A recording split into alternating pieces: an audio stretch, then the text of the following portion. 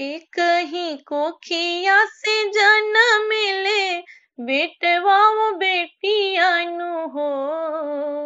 एक ही कोखिया से जन्म ले बेटवा बेटिया नु हो। त काहे बेटवे के पूजे सारी दुनिया पहना के सोना चांदिया नु हो। त काहे बेटवे के पूजे सारी दुनिया पहना के सोना चांदिया नु हो। बेटिए के तनवा से भइल जग के जनमवानु हो।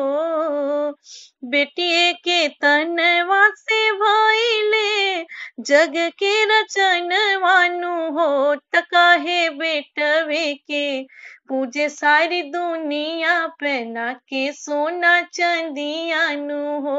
त काहे बेटवे के पूजे सारी दुनिया पहना के सोना चांदिया नु हो। बेटा के बूझे वरदानवा बेटी के अपमानवानु हो।